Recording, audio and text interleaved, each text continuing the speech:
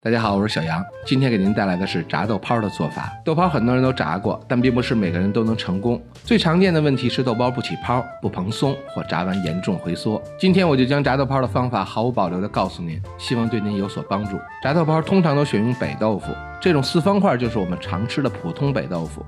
其实您买到的炸豆泡一般都不是用这种豆腐炸出来的。这种薄一些的豆腐质地比普通豆腐略硬，含水量也明显更少，经过炸制会更蓬松更起泡，所以商家大多会选用这种豆腐来炸豆泡。今天我会将两种豆腐都炸成豆泡，来对比一下它们的口感和味道。将豆腐切块，方形或三角形随意，建议别太大，那样不容易炸透，也别太小，不然很容易炸干。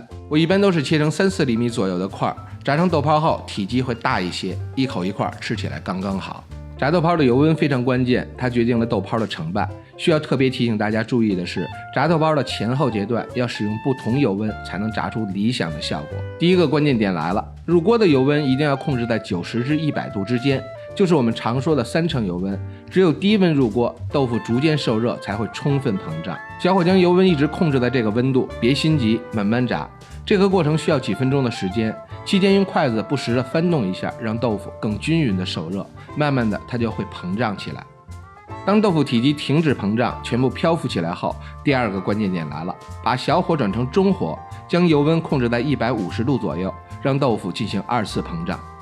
您会发现原本已经停止膨胀的豆腐，在油温提升后又开始了新的膨胀，所以切记别一次放入太多豆腐，锅中要留出足够的空间。想要炸好的豆泡出锅后不回缩，第3个关键点就是一定要在定型后再多炸上2分钟，这样炸出的豆泡内部蜂窝大更蓬松，出锅放凉后也不会严重的回缩。等豆泡彻底定型微微变色后就可以出锅了。用普通豆腐炸豆泡流程完全相同，只是在最后的定型阶段要多炸一会儿，因为普通豆腐的含水量会更大一些。左侧是普通豆腐，右侧是专用豆腐，切开后内部结构略有不同。普通豆腐的蜂窝看起来不太规则，专用豆腐的蜂窝更加规则细致。两种豆泡的口味口感各有千秋，并没有特别明显的高低之分。专用豆腐8元1斤，普通豆腐3元1块，价格还真是相差不少。如果不是制作比较特殊的菜肴，普通豆腐做成的豆泡更经济实惠些。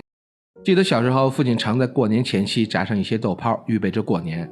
我总是在厨房特别专注地看着父亲炸豆泡的整个过程。刚出锅的豆泡特别香，金黄酥脆，散发着独特的香味。父亲总会将几个三角形的豆泡放在碗中，撒上白糖递给我，微笑着看着我津津有味地吃。我今天特意炸了一锅三角形的豆泡，也学着父亲的样子撒上白糖，让小宝品尝。小宝狼吞虎咽地将最后一个豆泡塞进嘴里，含含糊糊地问：爸爸，您说下辈子我还能做您的儿子吗？我笑着捏着他的小胖脸，随口答道：你上辈子就问过这个问题了。话刚出口，我一下子就回想起很多年前对父亲说过的一句话：爸，下辈子我还做您的儿子。咱们中国人表达爱的方式很含蓄，没有爱来爱去的辞藻，却有刻骨铭心的情谊。